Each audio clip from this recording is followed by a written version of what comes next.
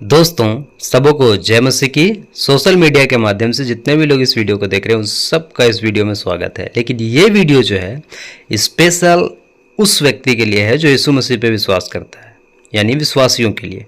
तो आइए वीडियो का शुरुआत करते हैं और इस विषय पे अभी हम लोग बात करेंगे, परमेश्वर हमारा रक्षक। जी हाँ, मैं फिर से रिपीट कर दे रहा हूँ, परमेश्वर हमारा रक्षक है ना। आज रक्षक के तौर पे बहुत सारा त्यौहार, बहुत सारा और भी लोग विश्वास करते हैं अलग अलग तरीक़ों से, अलग अलग चीज़ों पर, है ना। लेकिन जो एक विश्वासी होता है उसका रक्षक सिर्फ और सिर्फ परमेश्वर होता है, सिर्फ और सिर्फ यीशु मसीह होता है, यानी पिता, पुत्र और पवित्र आत्मा। लेकिन संसार के तौर पे अगर देखें तो रक्षा के मामले में अलग अलग लोगों का विश्वास है, अलग अलग लोग सोचते हैं और अलग अलग तरीके से अपने अपने जैसा वो ठीक समझते हैं अपने हिसाब से, उस हिसाब से वो अपने अपने तौर पे अपने अपने सोच के अनुसार विश्वास करते हैं। लेकिन जो एक विश्वासी होता है उसका रक्षक सिर्फ और सिर्फ यीशु मसीह है। ठीक है, तो इस विषय पे अभी हम लोग बात करेंगे और आइए हम लोग शुरुआत करते हैं और एक वचन को देखते हैं, उसके बाद फिर और आगे वचनों को देखेंगे। भजन संहिता 121 का 1 से 4। मैं अपनी आंखें पर्वतों की ओर उठाऊंगा, मुझे सहायता कहाँ से मिलेगी। मुझे सहायता यहोवा की ओर से मिलती है, जो आकाश और पृथ्वी का करता है। वह तेरे पांवों को टलने ना देगा, तेरा रक्षक कभी ना ऊँघेगा। सुन, इज़राइल का रक्षक ना ऊँघेगा और ना सोएगा। तो यहाँ पे कहता है कि मैं अपनी आंखें पर्वतों की ओर उठाऊंगा, मतलब मैं अपनी दृष्टि परमेश्वर की ओर करूंगा, मैं विश्वास परमेश्वर पे करूंगा और सहायता परमेश्वर की ओर से आएगा, है ना, जो आकाश पृथ्वी का बनाने वाला है। मेरे पाँव को टलने ना देगा और तेरा रक्षक कभी ना ऊँघेगा।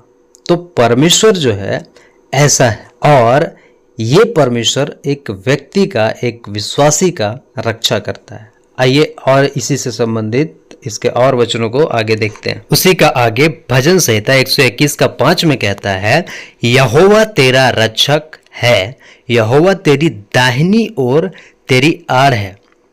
तो यहाँ पे कहता है यहोवा तेरा रक्षक है, यानी परमेश्वर जो है तेरा रक्षक है। यहोवा तेरी दाहिनी ओर तेरी आड़ है, मतलब उसको तुमको बचाता है ना, किसी चीज का आड़ लेकर। जैसे सैनिक लोग पहले जब लड़ने जाते थे तो एक हाथ में तलवार रहता था और एक हाथ में उनको अपने बचने के लिए एक आड़ के तरह, मतलब चौड़ा सा एक बना रहता था, है ना।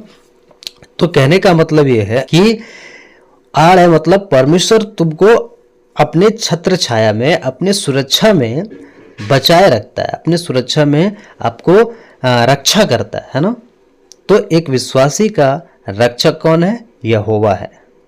तो एक विश्वासी को विश्वास किस पे करना है? अपने रक्षा के लिए, अपने सुरक्षा के लिए, अपने सारी बातों के लिए सिर्फ और सिर्फ यहोवा परमेश्वर पे, यानी पिता, पुत्र और पवित्र आत्मा पे। आइए अब उसी के आगे के वचन को देखते हैं, यानी भजन संहिता 121 का 6 में कहता है, ना तो दिन को धूप से और ना रात को चांदनी से तेरी कुछ हानि होगी।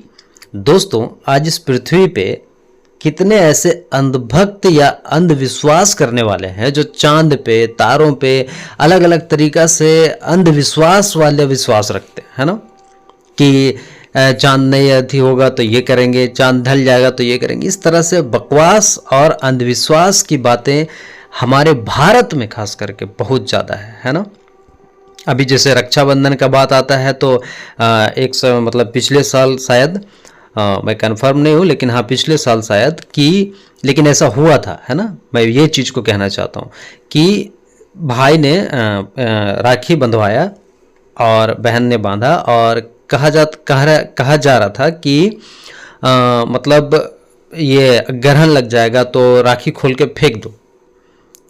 तो दोस्तों, मैं ये कहना चाहता हूँ कि कैसे फिर रक्षा हुआ? फिर अगर कहते हैं कि राखी बांध कर रक्षा होता है तो फिर कैसे रक्षा हुआ? कहते हैं खोल के फेंक दो। इस बार का भी जो रक्षाबंधन था वो कहते हैं कि 1 बजे के बाद, है ना।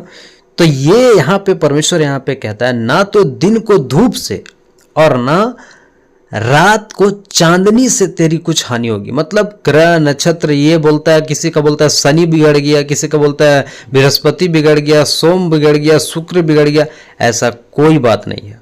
परमेश्वर सोम, मंगल, बुध, बृहस्पति, शुक्र, शनिचर, इतवार सब लोगों का और सब दिनों का परमेश्वर है। वो एक दिन का परमेश्वर नहीं है, केवल सोमवार का नहीं है, केवल रविवार का नहीं है, केवल मंगलवार बुधवार का नहीं है। ऐसा नहीं कि केवल बुधवार का है तो शनि बिगड़ जाएगा, नहीं। परमेश्वर सब का परमेश्वर है। परमेश्वर ने ही ये दिनों को बनाया है, परमेश्वर ने ही ये उत्पत्ति का पुस्तक में अगर आप पढ़ेंगे तो वहां पे मिलेगा। तो परमेश्वर हर क्षण हर पल आपकी रक्षा करता है, और परमेश्वर ही आपका रक्षा करता है, तब आप जीवित पाए जाते हैं। लेकिन लोगों का विश्वास कहाँ है? ग्रह पे, नक्षत्र पे, कि ऐसा होगा तब ऐसा करेंगे, ये अभी शुभ समय नहीं है, ऐसा होगा तब शुभ समय आएगा, वैसा होगा तब शुभ समय आएगा, है ना। चांद ऐसे होगा तो ऐसे होगा, है ना। सूरज ऐसे होगा तो ऐसे होगा। लेकिन यहाँ पे परमेश्वर कहता है कि दिन को, रात को, 24 घंटा, 24 सेकेंड, 24 मिनट, सब समय परमेश्वर क्या करता है? रक्षा करता है।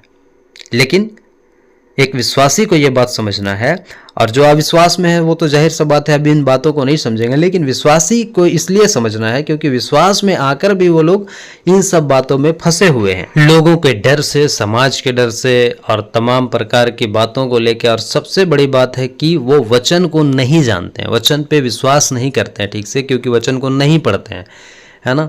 क्योंकि कहा सुना बात पे विश्वास करते हैं, लोगों से डर जाते हैं, है ना। लेकिन सच्चाई ये है, वास्तविकता ये है कि आपका असली रक्षक जो है वो परमेश्वर है।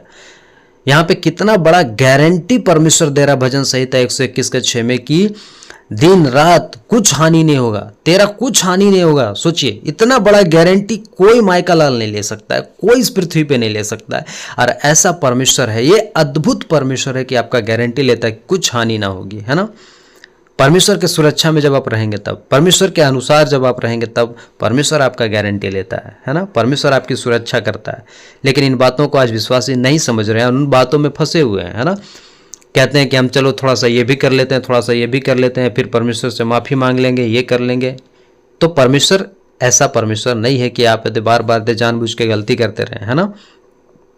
और यहाँ गारंटी आपका परमेश्वर सुरक्षा का ले रहा है। आप बाकी और तमाम बातों में फंस के आप क्यों अपना उद्धार को बर्बाद कर रहे हैं, है ना। क्यों आप परमेश्वर के विरोध में काम कर रहे हैं? इसलिए इन बातों को समझिए।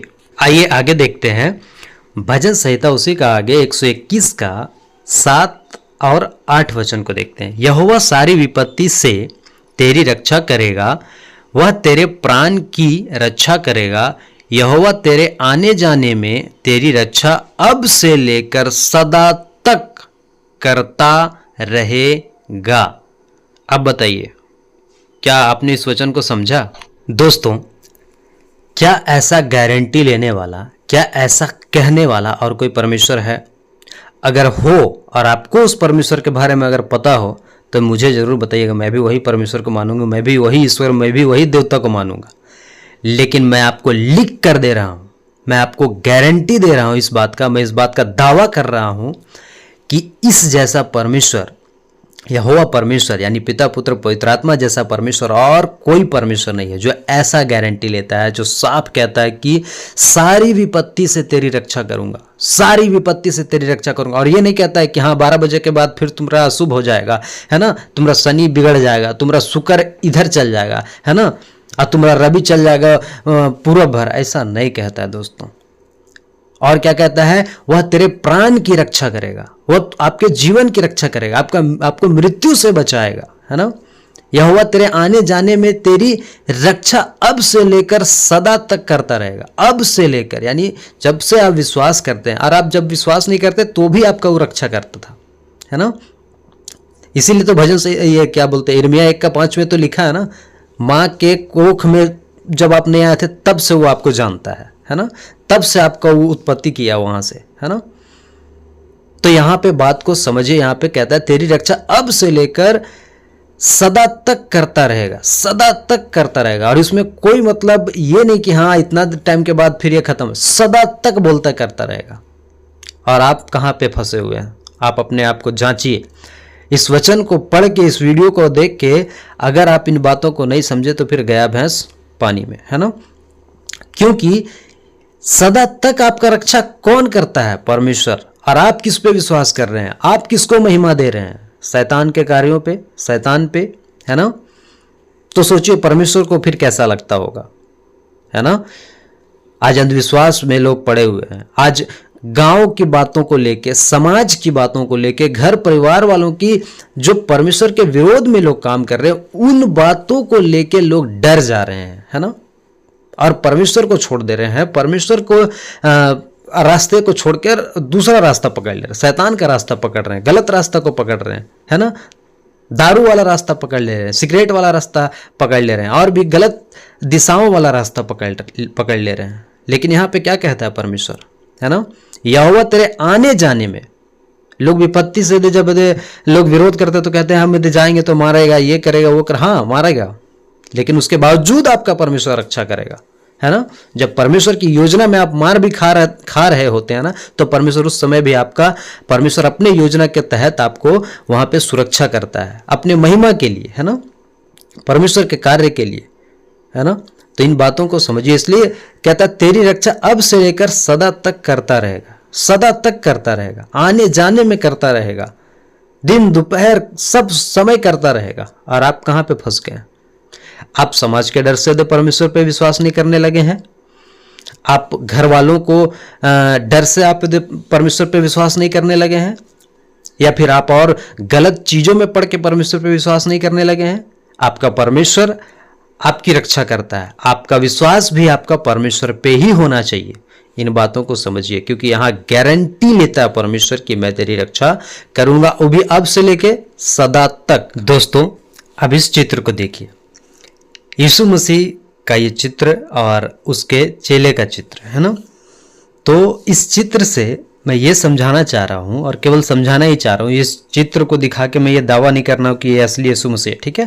लेकिन इस चित्र को दिखा के मैं ये साबित करना चाहता हूं या दिखाना चाहता हूं इस वचन को, मत्ती 28:20 को, जो कहता है और उन्हें सब बातें जो मैंने तुम्हें आज्ञा दी है मानना सिखाओ, और देखो मैं जगत के अंत तक सदैव तुम्हारे संग हूं, है ना?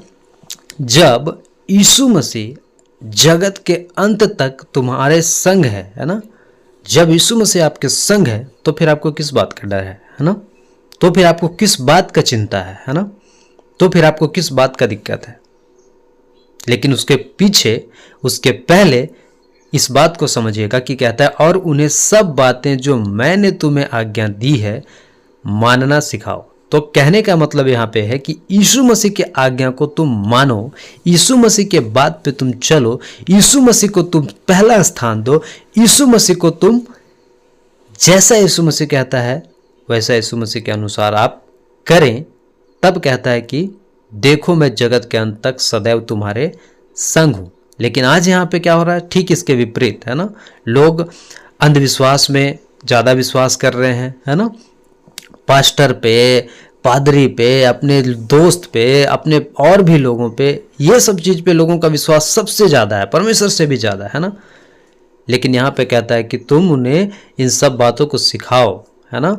तब मैं, और जो इस आज्ञा को मानता है, जो परमेश्वर की बातों को मानता है और परमेश्वर को लेके चलता है, उसके संग बोलता है परमेश्वर जगत के अंत तक सदैव तुम्हारे संग रहूंगा, है ना?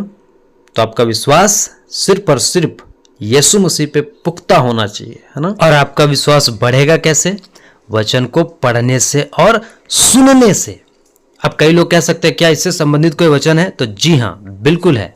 और वो वचन है रोमियो 10:17, जहां कहता है इसलिए विश्वास सुनने से और सुनना मसीह के वचन से होता है। फिर से मैं रिपीट कर दे रहा हूं, रोमियो 10:17, इसलिए विश्वास सुनने से और सुनना मसीह के वचन से होता है। जी हाँ दोस्तों, है ना? विश्वास कब आपका बढ़ेगा? वचन को सुनने से, सही शिक्षा को सुनने से, सही बातों को सुनने से आपका विश्वास किसके प्रति बढ़ेगा? परमेश्वर के प्रति। अगर आप गलत शिक्षा को सुन रहे हैं तो आपका विश्वास किसके प्रति बढ़ेगा? शैतान के प्रति, शैतान के सेवकों के प्रति, गलत बातों के प्रति। लेकिन अगर आप सही बातों को पढ़ते हैं, अगर आप सही शिक्षा को सुनते हैं, खरी शिक्षा को सुनते हैं, तो आपका विश्वास क्या होगा? मजबूत होगा, है ना, पुख्ता होगा। किसके ऊपर? परमेश्वर के ऊपर, है ना। और सुनना मसीह के वचन से होता है। और सुनना किसके माध्यम से? मसीह के वचन से, परमेश्वर की बातों से। इसलिए मैं कहता हूं कि आप वचन को जरूर पढ़ें, वचन को जरूर अध्ययन करें, वचन को जरूर सुने। तो कैसे लोगों को सुने? जो सही शिक्षा देता है, खरी शिक्षा देता है। मैं डंके की चोट पे कहता हूं कि एमएमबी की शिक्षाओं को आप यदि पढ़ें, सुने, है ना, और वचन को पढ़ें और खुद भी चेक करें कि हाँ सही है या गलत है। अगर आप वचन को खुद पढ़ेंगे तो आप जांच पाएंगे, चेक कर पाएंगे कि कौन सही दे रहा है, कौन गलत दे रहा है ना। तो मसीह मंथन की शिक्षाओं को आप लें, क्योंकि वो मसीह मंथन की शिक्षाएं टोटल बाइबल के आधार पे है ना। मतलब बाइबल के आधार पे ही सारी शिक्षाएं मसीह मंथन की है ना। तो मैं आपसे रिक्वेस्ट करूंगा कि डैनियल राज के वीडियो को देखें और उनके वीडियो से वचन को सुने और बुद्धि ज्ञान समझ को बढ़ाएं, परमेश्वर के प्रति आप अपना विश्वास को बढ़ाएं और बाकी सब बातों में परमेश्वर की महिमा करें और परमेश्वर के कार्य को करें। चलिए इसी के साथ मैं इस वीडियो को समाप्त करता हूं। सबों को जय मसीह की।